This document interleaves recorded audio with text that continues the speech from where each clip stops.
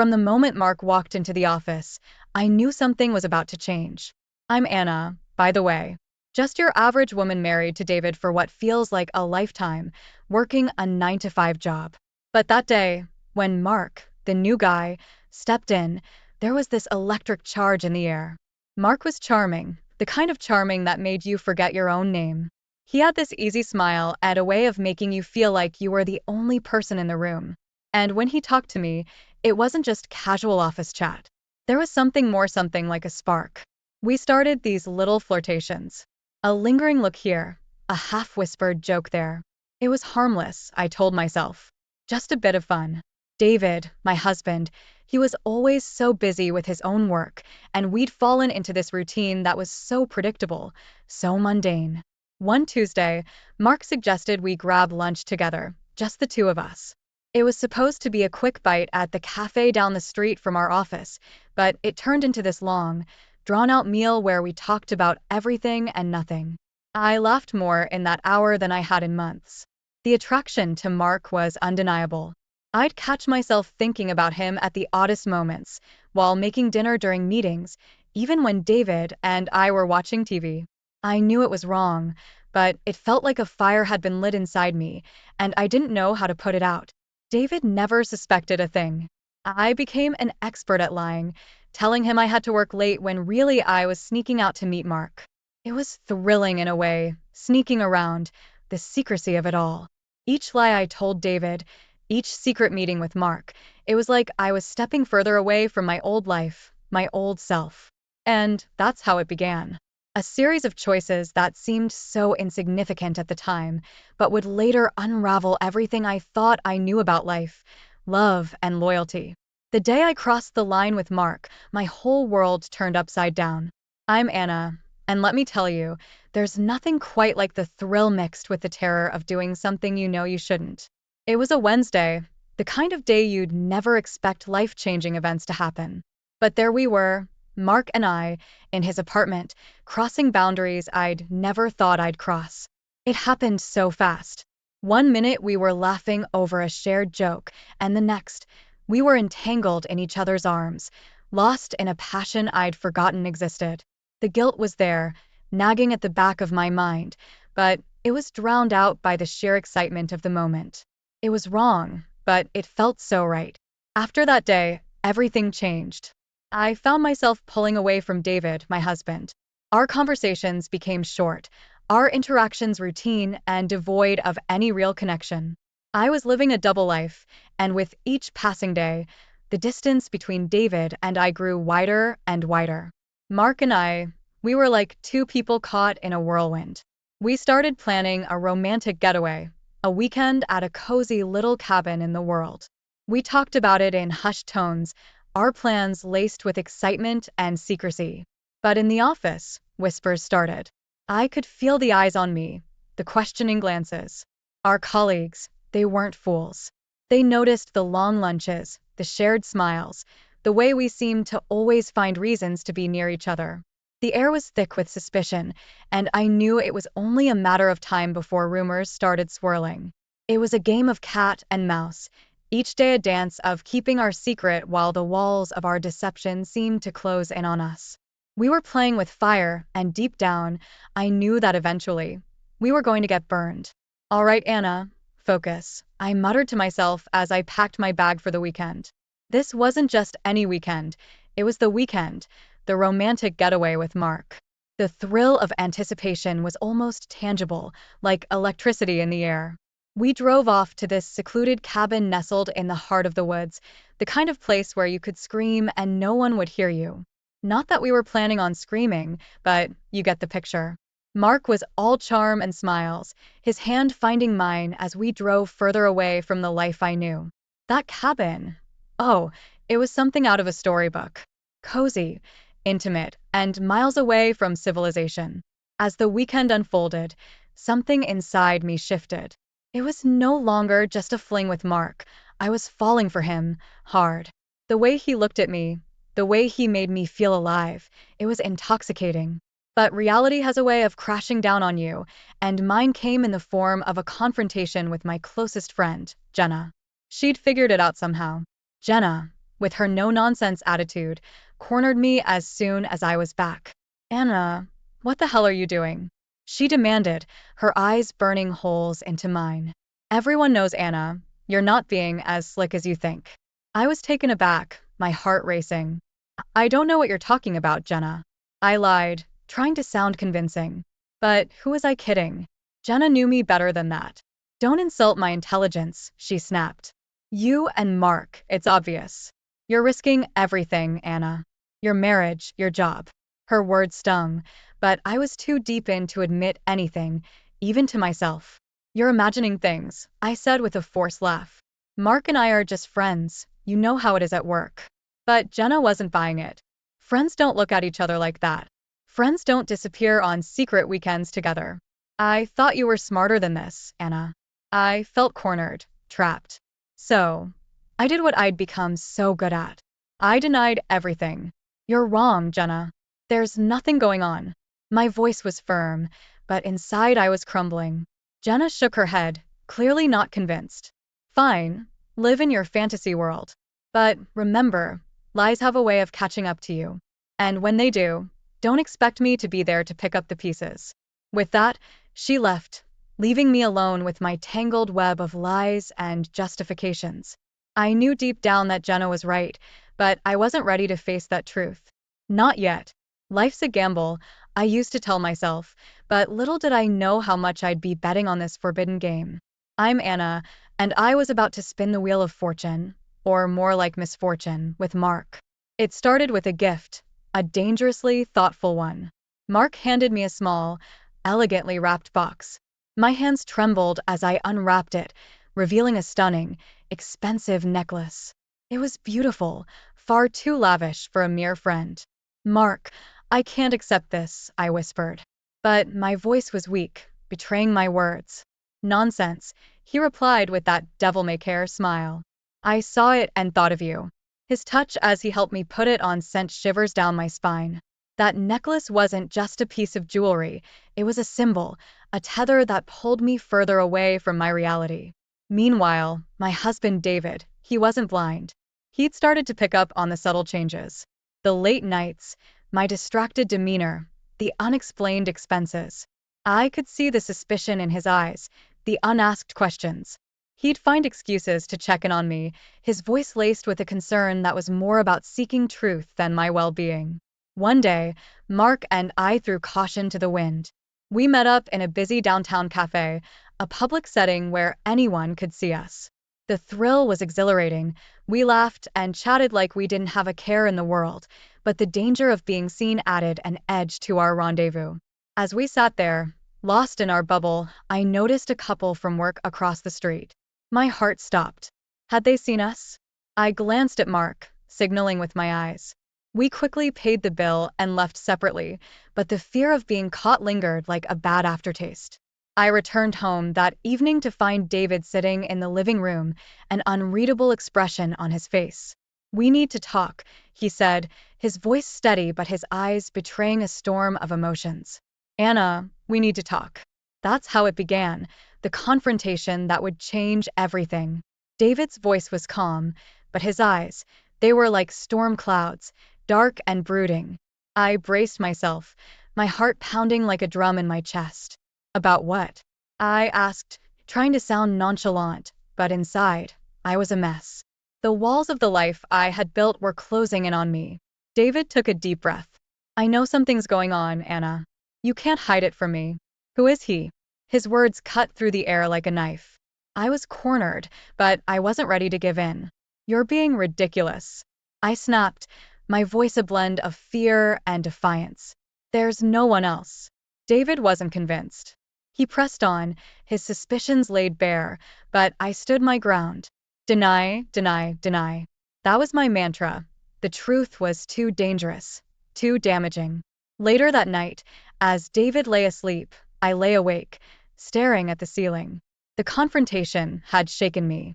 It was clear I couldn't keep juggling my double life much longer. It was time to make a choice. The next day I met Mark, my heart heavy with a decision that felt both terrifying and inevitable. I'm going to leave, David. I blurted out, the words tumbling out in a rush. Mark's eyes lit up. Really? He asked, his hand reaching for mine. Anna, we can have a future together, a real future. Just you and me. His words were what I wanted to hear, a lifeline thrown to a drowning woman. The promise of a new life, a fresh start. It was intoxicating. I wanted to believe him, to believe in us. So I started planning, plotting my exit from the life I'd known. I was stepping into the unknown, but Mark's promises were like a beacon, guiding me forward. It was a risky move, a leap into the void, but I was past the point of no return.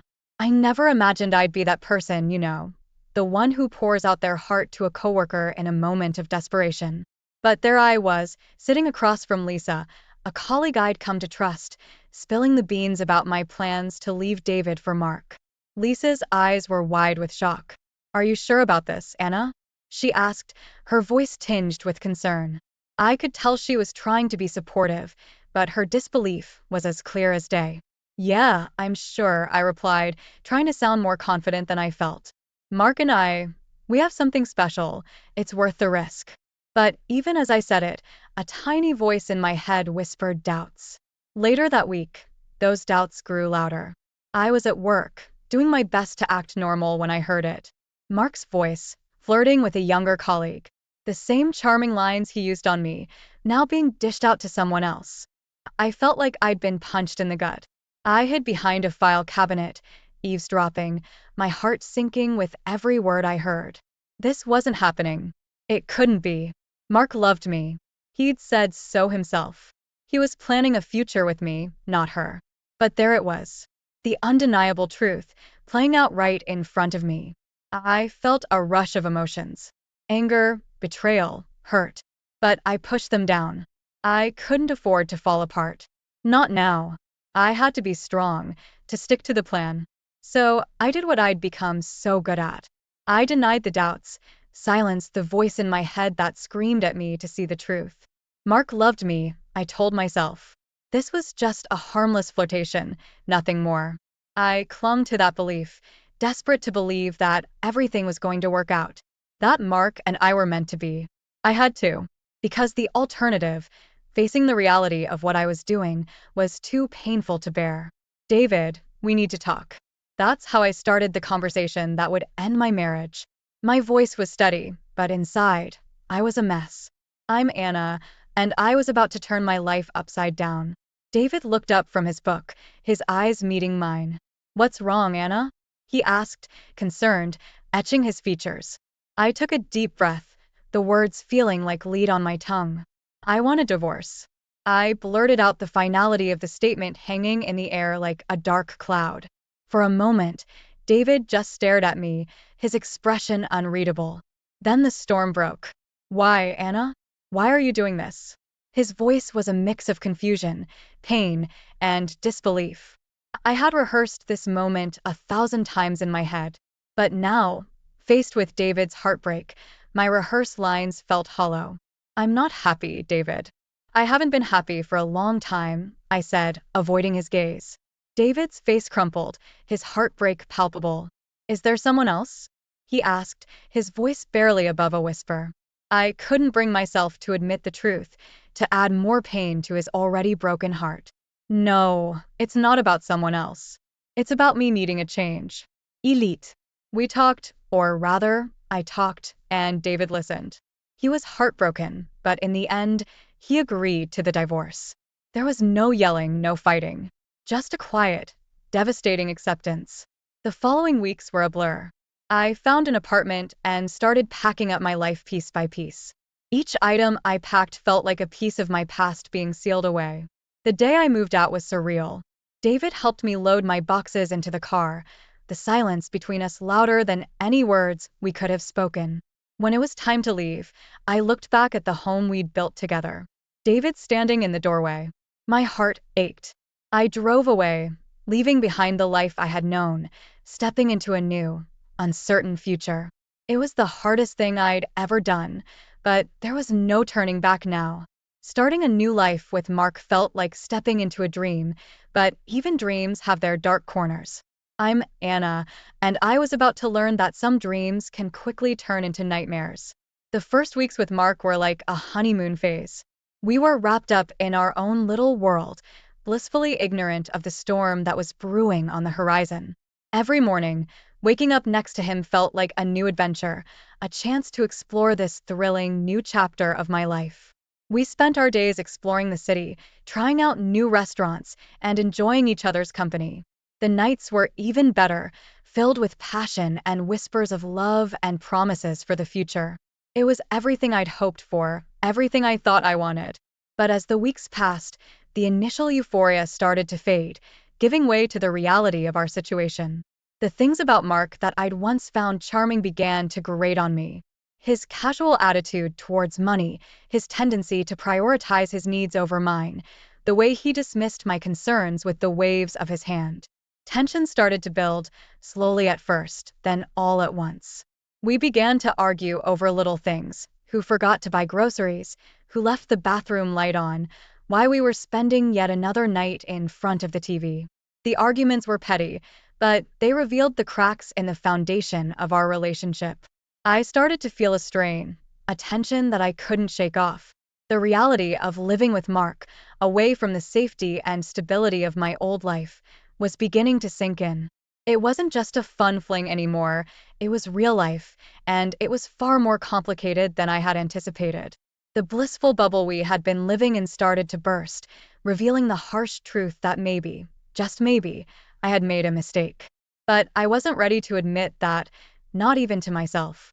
So, I pushed through, hoping that things would get better, that the dream wouldn't turn into a nightmare. "You're making a mistake, Anna," my friend Jenna had warned me, her words echoing in my head as I sat alone in the apartment I shared with Mark. I had ignored her, ignored all of them. They didn't understand, I told myself. They didn't see the Mark I knew, the Mark who had promised me the world. As I sat there, staring at the empty chair across from me, I couldn't shake the feeling that maybe they were right. Mark had been coming home late, his excuses flimsy at best. Work, he'd say, or a drink with a friend. But his words rang hollow. I wanted to believe him, to trust that the life we were building together was as solid as he'd promised. But the late nights became more frequent, and with them, a gnawing sense of doubt crept into my mind. Then one night, the truth came crashing down on me like a ton of bricks. I'd called his office for something trivial, only to be told he'd left hours ago. Confused and worried, I called his phone, but it went straight to voicemail. That's when I decided to drive by the bar he said he'd be at.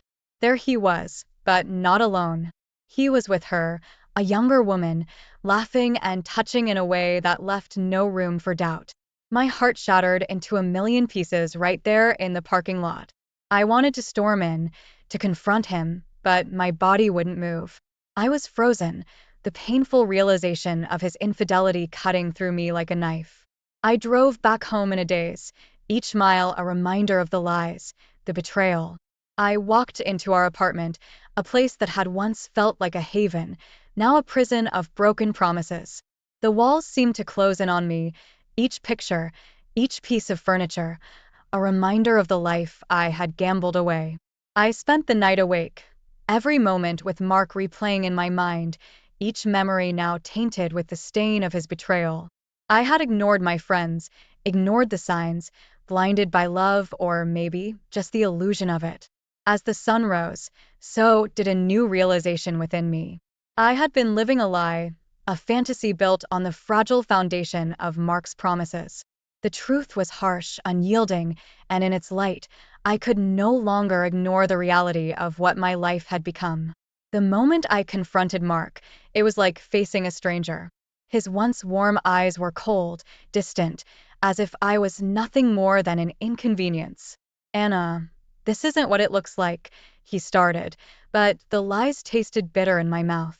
"Don't insult me, Mark," I snapped, my voice a cocktail of anger and pain. "I saw you with her. How long has this been going on?" Mark's facade of innocence crumbled, replaced by a chilling indifference. "It's not serious, Anna. You're overreacting," he said, but his words were empty, devoid of the love he once professed. "How can you say that?" I demanded, my heart racing with a mix of betrayal and disbelief. You made promises, Mark. You said we had a future together. Mark's response was a shrug, a heartless gesture that cut deeper than any words. Things change, Anna. I didn't plan for this to happen. I felt a surge of fury, but it quickly dissolved into despair. The man I had sacrificed everything for was standing in front of me, unapologetic, unmoved by the pain he had caused. It was a brutal awakening, a realization that the life I had built with Mark was nothing but a house of cards. The final blow came swiftly. I'm leaving, Anna, Mark said, his words final, irrevocable. I need something different. I watched, numb and broken, as he packed his things and walked out the door, leaving me alone in the void he had created. The silence that followed was deafening, a stark reminder of the magnitude of my mistakes. As I sat there, the weight of my decisions crashing down on me, regret consumed me. I thought about David, the life we had shared, the promises I had broken. I had traded a diamond for a stone, blinded by the illusion of a love that never truly existed. The night crept in, and with it, a profound sense of loss. I was alone, truly alone, left to grapple with the consequences of my actions. The realization was crushing, a heavy burden of guilt and remorse that I knew I would carry with me for the rest of my life. The day I tried to reconcile with David was the day I truly understood the cost of my choices. There I was, standing outside the door of the man I had once called my husband, my heart pounding in my chest, rehearsing the words I'd been turning over in my mind for days. David, I made a mistake. I began the moment he opened the door. His expression was guarded, a stark contrast to the warm smiles I used to be greeted with. I was wrong, and I'm so sorry. Can we try again? David looked at me, not with anger, but with a resignation that was somehow worse. Anna, it's too late, he said, his voice steady but devoid of warmth. I've moved on. I can't go back to what we had. His words hit me like a physical blow. I had hoped, foolishly, that he would be waiting for me, that we could pick up the pieces of our broken life. But there he was, standing before me, a clear message in his eyes. He had closed that chapter of his life. I stumbled away from David's house, the finality of his rejection echoing in my ears. It was over. There was no going back. The realization was a bitter pill to swallow. In the days that followed, I reached out to friends, seeking solace, understanding, maybe even forgiveness. But one by one, I found doors closing on me. Phone calls went unanswered, messages unreturned. The friends I had once laughed with, shared secrets with, were now just ghosts of a life I had carelessly thrown away. The isolation was suffocating. Everywhere I turned, I was met with reminders of the life I had lost, the relationships I had destroyed. The vibrant social life I once took for granted was now a barren wasteland, a stark testament to the consequences of my actions. As I lay in bed each night, staring at the ceiling, the silence was overwhelming. The loneliness was a constant companion, a reminder of the choices I had made and the price I was now paying. I had gambled with my happiness and lost everything. The silence of my apartment was deafening, each ticking second a reminder of the loneliness that had become my constant companion. I'm Anna, and I was learning the hard way that some choices leave you in a free fall with no safety net. The loneliness wasn't just a feeling, it was a presence, enveloping me, reminding me of the void left by my shattered life. At work, the atmosphere had shifted dramatically. The colleagues who once greeted me with warm smiles now offered nothing but cold shoulders and judgmental glances. I could feel their respect slipping away like sand through my fingers. Whispers followed me as I walked through the office, each word a stinging slap of reality. Financial struggles added to the mounting pressure. Without David's support, every bill, every rent payment became a mountain to climb. I scrimped and saved, but it was like bailing out a sinking ship with a teaspoon. The life of comfort and security I had taken for granted with David now seemed like a distant dream. The culmination of loneliness, loss of respect at work, and financial woes led to an emotional breakdown that hit me like a tidal wave. One evening after a particularly grueling day, I collapsed on the kitchen floor, tears streaming down my face, sobs racking my body. The walls of my apartment felt like they were closing in, suffocating me with the weight of my choices. I cried for what felt like hours, mourning the loss of my marriage, my friends, my dignity, and the life I had so recklessly thrown away. The realization of what I had lost, what I had done, was overwhelming. I was alone, truly alone, and the pain of that was more intense than anything I had ever experienced. The emotional breakdown was a wake-up call, a stark realization that I had hit rock bottom. But even in that dark moment, a part of me knew that this was just the beginning of a long, hard journey of facing the consequences of my actions. The first step to fixing a problem is admitting you have one, right? That's what led me, Anna, to the therapist's office, a place I never thought I'd be. The walls were lined with books, and the air had this calming scent that did little to ease the turmoil inside me. Sitting there, I felt like a cliché, the fallen woman seeking redemption. Therapy wasn't easy. It meant peeling back layers of denial, confronting the guilt and pain that I'd buried under a mountain of lies and excuses. The therapist, Dr. Ellis, was a kind woman with a gentle voice, but her questions were like daggers, cutting to the heart of my pain. Anna, why did you make those choices? She'd ask, her eyes searching mine for truths I was afraid to admit. I'd fumble for answers, but in that room, there was nowhere to hide. I had to face the reality of what I had done, the lives I had upended, including my own. Contact with David was minimal and strictly formal. A few necessary exchanges about finalizing the divorce, nothing more. His voice was polite, distant. The warmth we once shared had cooled into a professional civility that was more painful than outright hostility. Then came the day I learned about David's new relationship. It was through a mutual friend, a casual comment and conversation that felt like a punch to the gut.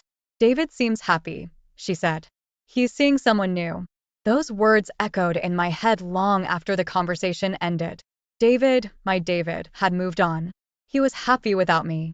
The realization was a bitter pill to swallow.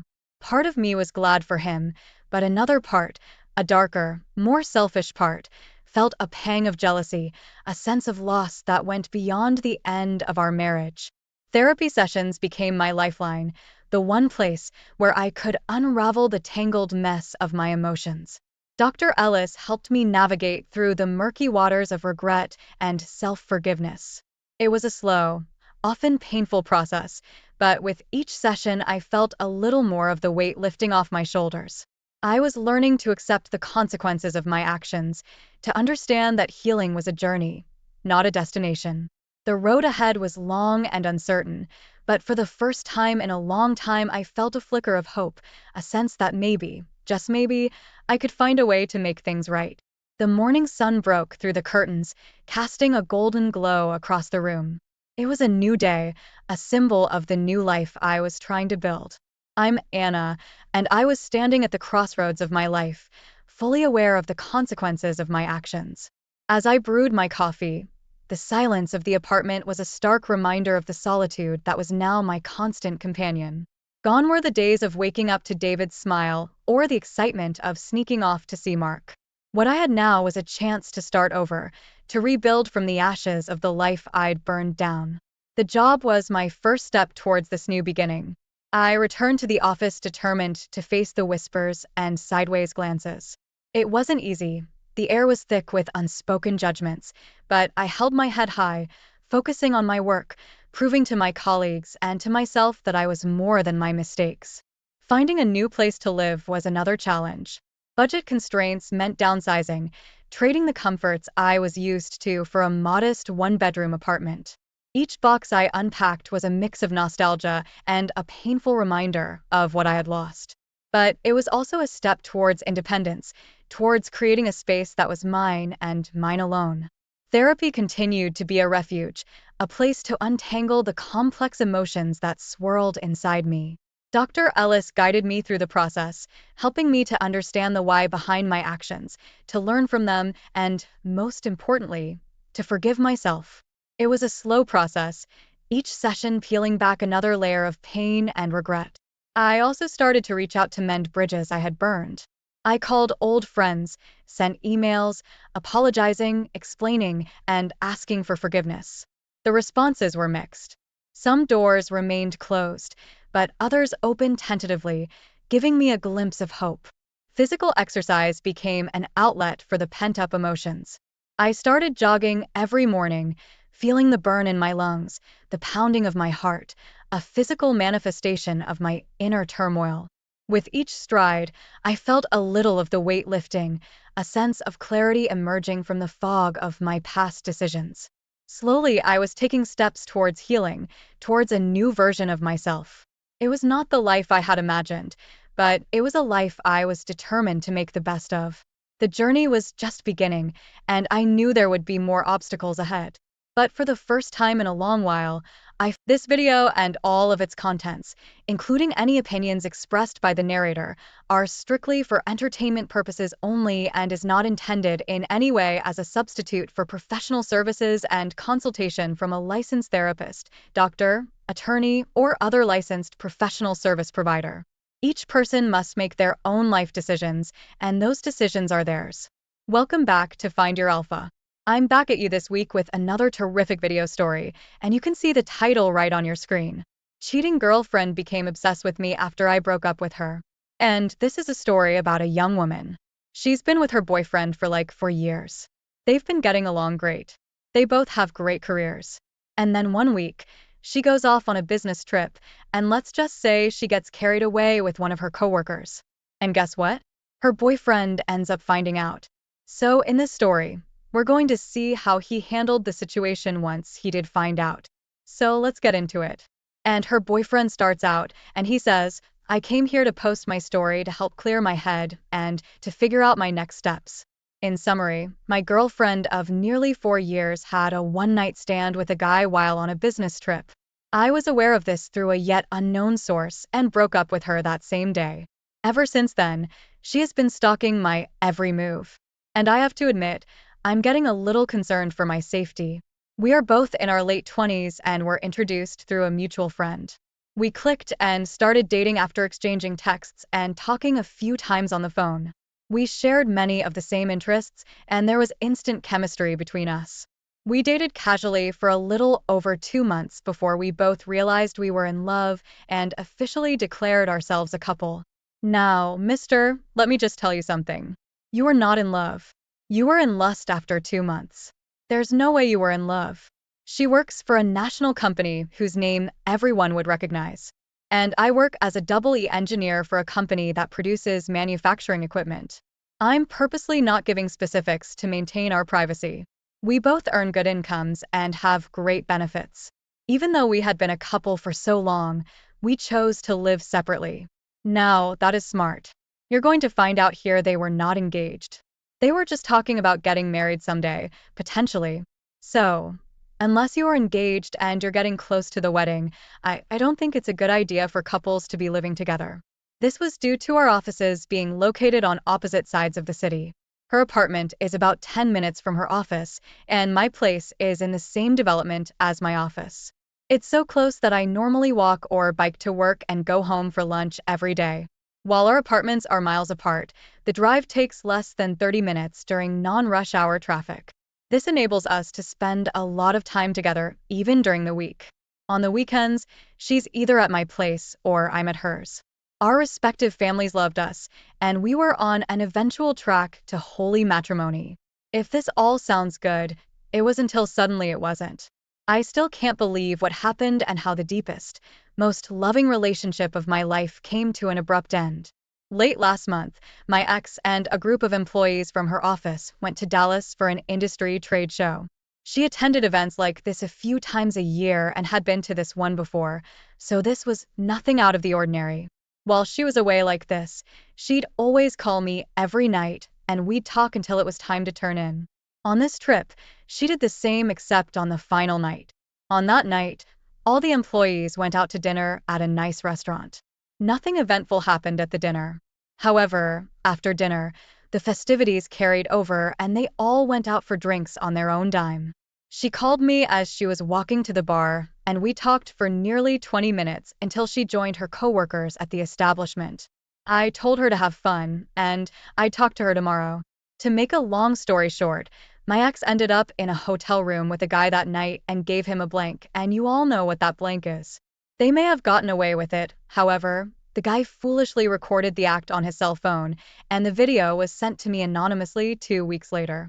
I'm not going to go into all the particulars of how this mystery person got the video to me, but just know they did, and without a trace.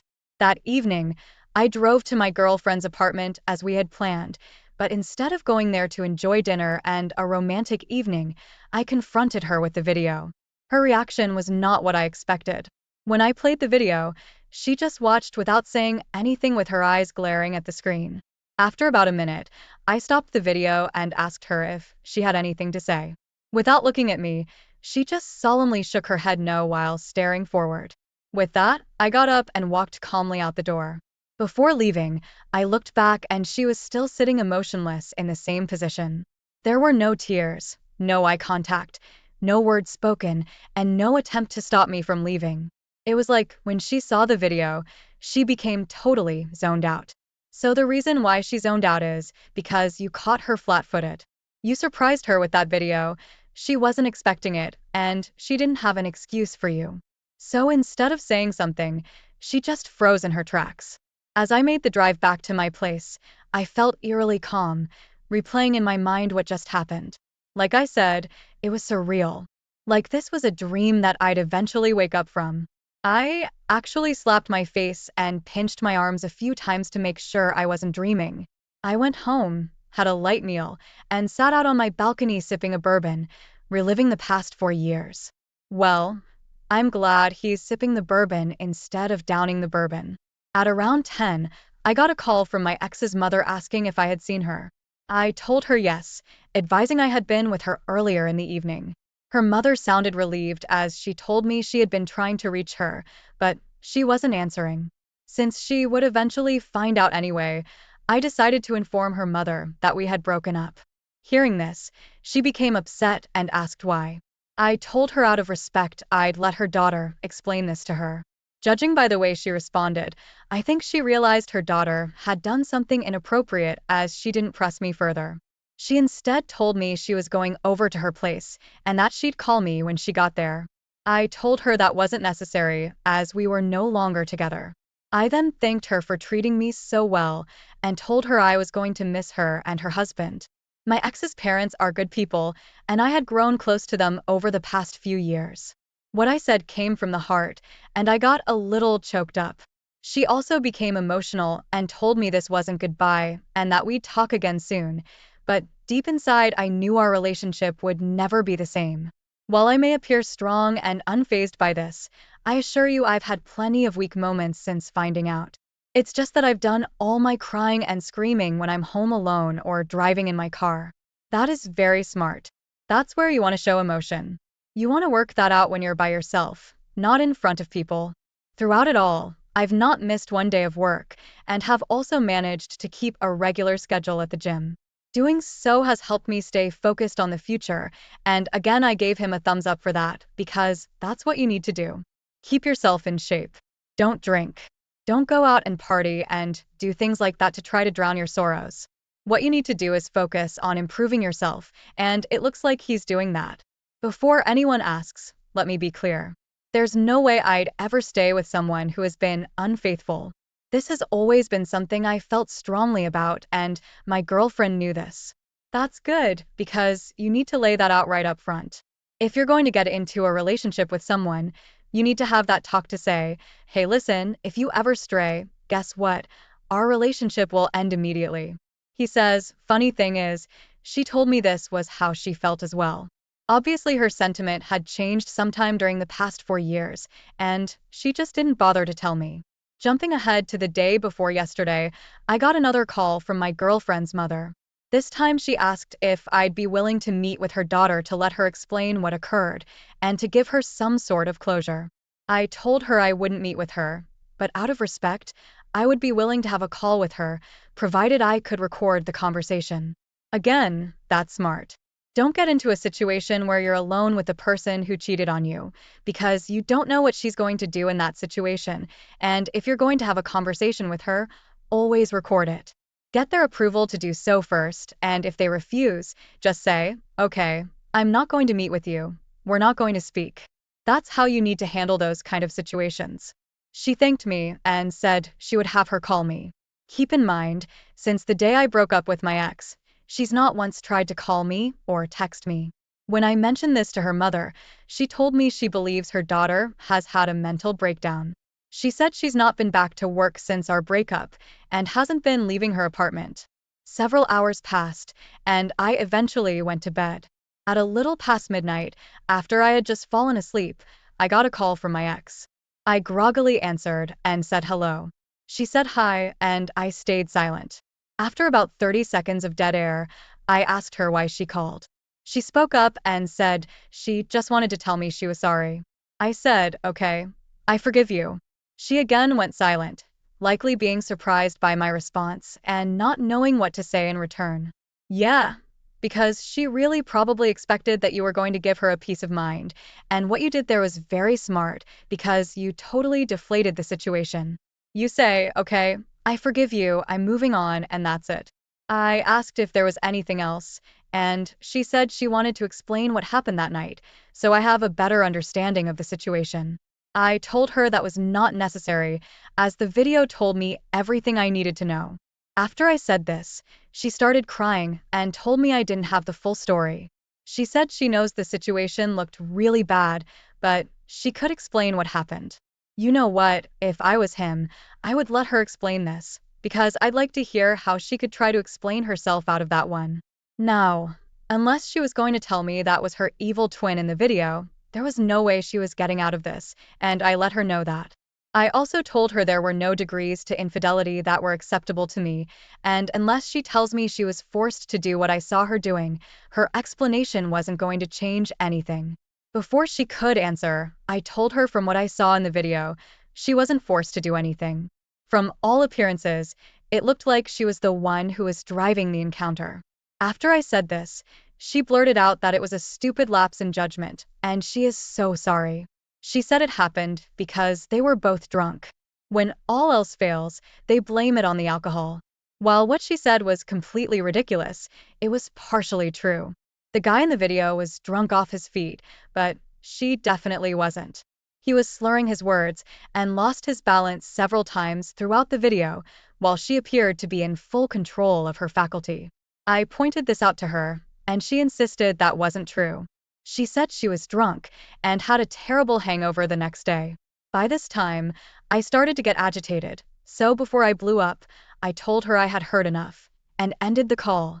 She tried calling me back multiple times, but I didn't answer. A couple hours later, after I had finally fallen back to sleep, I heard a key in my lock, followed by the sound of light knocking on my door. I had the internal deadbolt set, so the door wouldn't open from the outside. I knew it was her, before I even got up to look. When I did, I saw her standing there wearing a parka, despite it being 80 degrees outside.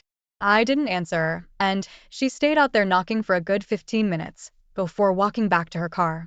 While I was thoroughly disgusted with her, I still had concern for her well-being, as it was now after 3 a.m., and she was obviously in no condition to be driving. I decided to call her parents to let them know where she was. They arrived about 30 minutes later, and my ex's dad drove her car away, while she rode off with her mother. After this, I wasn't able to get back to sleep. Later that day, as I was walking to my apartment for lunch, I spotted her car parked out in front of my unit. Not wanting to get into a confrontation, I turned around before she saw me. While walking back to my office, I called her mother to let her know where she was. Her mother apologized and said she would call her and have her leave. That evening, I went out to dinner and bowling with friends. I didn't get home until after 9 and was totally exhausted from a lack of sleep and went straight to bed. At around 2 a.m., I was again awoken by the sound of knocking on my door. It was her again, this time wearing a white bathrobe. Rather than call her parents, I decided to call my ex on her cell. She begged me to let her in, as she wanted to talk to me in person. I told her we've already cleared the air, and I had forgiven her, so there was nothing more to say. She told me she wasn't going to give up trying, and she was going to come to my door every night until I let her in. So she's definitely now acting very crazy. I told her if she didn't leave, I was going to call her parents, and if she still refused, I would be forced to call the police. Well, that's what you should do. She cried and asked me why I refused to face her. I said because there was nothing more she could say that would undo what she had done. She again started crying, but this time did so at a volume that could be heard by my neighbors. I called her parents and told them she was back outside my door and causing a disturbance. I told them I didn't want to continue bothering them, but if I didn't call them, I would be forced to call the police. They asked me not to do that and requested I just keep calling them if she shows up. I said I would, but told them I don't know how much more of this I can take. They told me they would handle it. They once again came over and drove her away just as they did the previous night. The following day at work, I happened to look out the window around 11 and saw my ex drive up and park in a visitor parking spot. She got out and walked up to the front door, then walked back and got in her car. I didn't want her causing a scene for me, so I called her mom, but she didn't answer. I then tried her dad on his cell, and he answered. I could tell by his tone he was frustrated I was calling again. He apologized and said he'd take care of it and hung up. He apparently called her right after I spoke to him, as she drove away just a few minutes later. This was now getting a little unsettling for me, as I didn't want her impacting my job or causing issues with my neighbors. Also, it was starting to affect my health, as I hadn't gotten much sleep the past 2 nights. That evening, I drove to my parents' house for dinner. I stayed the night there, as it was my grandpa's 80th birthday, and we had a little party for him. We had a great time, and I got a full night's sleep. The next morning, as I was driving to work, I got a call from my ex's dad. I could tell right away he was upset. He accusatorily asked me why I called the police last night instead of calling him. I told him I didn't know what he was talking about and asked him to explain. He said last night someone called the police on my ex at 3 a.m. when she was outside my apartment. I told him it wasn't me, as I stayed at my parents' house last night. He apologized for his outburst, saying he just assumed it was me. Okay, here's what you do at this point with her father. You tell him, listen, this is the last time we're going to have a discussion about your daughter. The next time she shows up at my house or at my place of business, I am going to call the police, and I'm going to file charges, and then I'm going to get a temporary restraining order to keep her away from me. So you need to have that discussion with her and to straighten things out, because I'm not calling you or her mother anymore. He went on to say the police didn't cite her, but did put her through tests to ensure she wasn't under the influence. While I didn't say anything to her father, I'm really getting frustrated about this whole thing. I just want to be done with her without further incident, while still being respectful to her parents. Does anyone have any suggestions on what I could do to resolve this? Yes, I just told you what to do. I feel the only outlet I have for doing so now is to engage the authorities, but I really don't want to do that, as it would negatively impact her life and destroy my relationship with her parents. Help, he says. And that's the end of his original post, and now we're going to take a look at some of the responses he got back from the community. But before we do that, I want to remind you, if you like what you've heard so far, make sure you hit that like button. That will help move this video up in the YouTube universe and get it seen by people across the planet. Now, let's take a look at some of those responses. The first one is from a woman. She says, I know you must feel betrayed and angry with your girlfriend, but I would encourage you to give her the closure she's asking for, so that you both can go on with your lives. He's already moved on with his life. It's his girlfriend that's still trying to drag him back into the relationship that she destroyed. When I was 20, I had a single indiscretion with a guy while attending a party. My boyfriend found out and totally shut me out of his life. I've never fully recovered from that, even though it happened 9 years ago. He's moved on, but I'm still stuck living in the past, she says, crying. Next, here's a response from a guy. He says, I think you did the right thing by not meeting with her. You've got her on film performing an act, as you call it. How is she going to explain her way out of that? What you need to do is block her and her parents from everything and stop taking their calls. Amen. That's what you need to do. I know you said they're good people and you really like them, but when it comes right down to it, they're going to take their daughter's side no matter what she does. Bingo. What you have to remember with relationships is you don't have a relationship with her parents without her.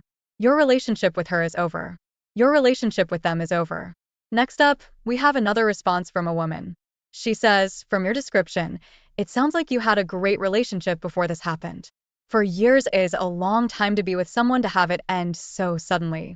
Have you considered couples counseling or perhaps individual counseling first, and then couples counseling? It makes me sad when I see young couples break up over stupid mistakes. Cheating is not a stupid mistake. It's a calculated decision, and even if it happened just one time, you had to plan for it. You had to put yourself in this situation to make it happen, and obviously she did that. So get out of here with that stupid mistake stuff." And finally, we've got another response from a guy. He says, "Your only option at this point is to engage the police if she shows up again. I then suggest you file charges and obtain a temporary restraining order."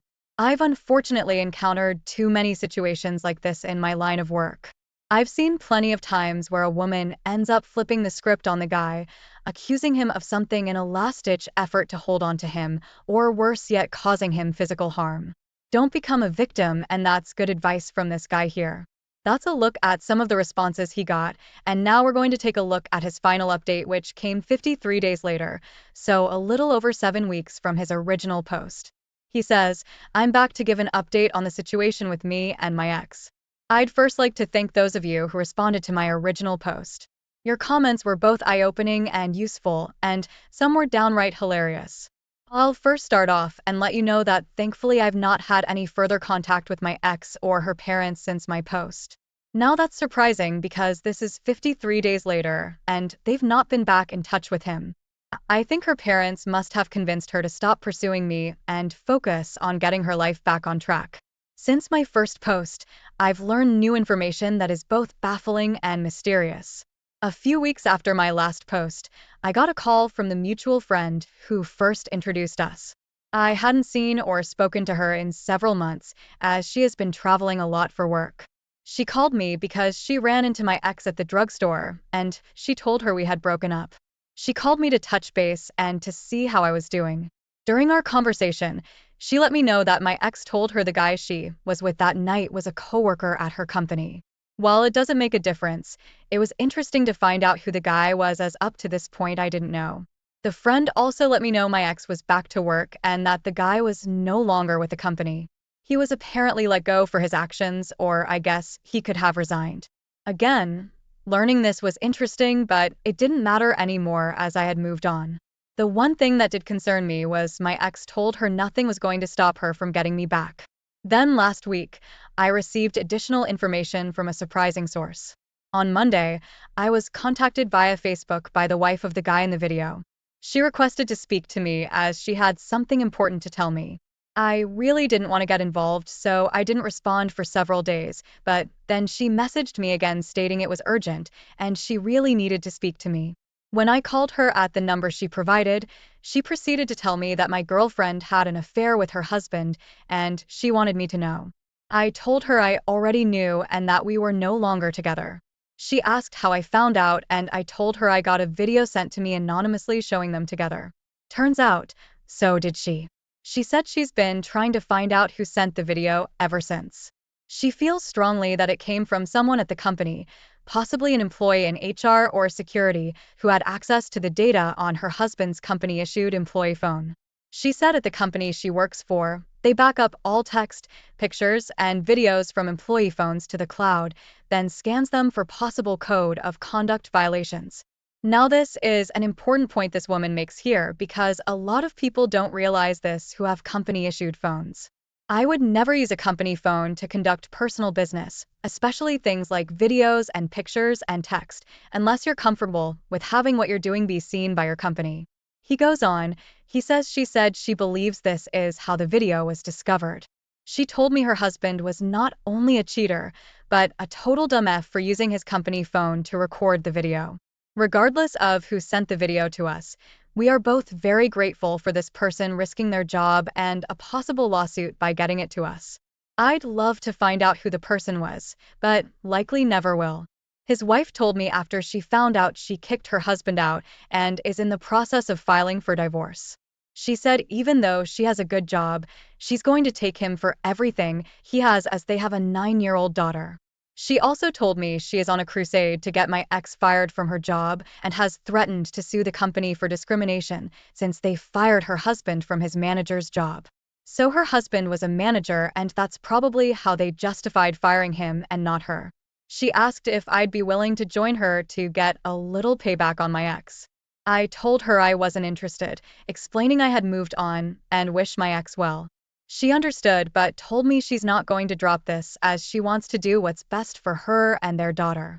She also let me know her attorney was looking into whether she could file a civil suit against my ex for breaking up their marriage. She said if our state law permits it, she will do so, explaining even if she doesn't get a penny, she wants to make her life miserable. So that's how things turned out. I thank God this ordeal is finally over and that I found out about my ex's true nature before we took our relationship to the next level. And that's the end of his story, and now I want to take a look at what I think are some of the morals of the story. The first one, establish cheating as a red line never to be crossed. He obviously did that with his girlfriend in this case, and she should have known better. Next point, never cry or show weakness in front of anyone. I've said this on multiple videos, and this guy did a good job of controlling his emotions in front of people, but then when he was alone, he let loose and he would, I'm sure, scream and cry and do whatever, and that's perfectly fine. But don't do that in front of other people. Next, during a breakup, always put your well-being first. The one area where he did make a mistake is that initially there he was really looking out for his ex's, well-being and just thinking about her first and also thinking about her parents and then putting himself last. You don't do that. Next point, for your safety, notify the authorities in cases of unwanted contact. These kind of situations can spiral out of control very quickly, and it's better to be safe than sorry. Next point, for your safety, notify the authorities in cases of unwanted contact. These kind of situations can spiral out of control very quickly, and it's better to be safe than sorry. Next point, don't waste time trying to take revenge on an ex. They eventually will get what's coming to them, and this guy, I think, handled that appropriately when the AP's wife, wanted him to get involved to kind of drag his ex-girlfriend down, and he said, "Nah, I'm past that. I'm moving on." I think that was the right thing to do. And then finally, move on with your life and focus on your future. Don't get drugged back into an old relationship or dig up the past. Move forward and make yourself better. So those are some of my thoughts on this story, and overall I think he handled the situation very well, all things considered. But now I want to hear from you. What did you think of this story, and how do you think this guy handled the situation? Would you have handled things differently? Would you have sat down with your girlfriend face to face if she cheated on you and hear her out to give her closure? Or would you have handled things like he did? Tell us about that in the comments. Also, be sure to like this video, share it with your friends, and subscribe to this channel, and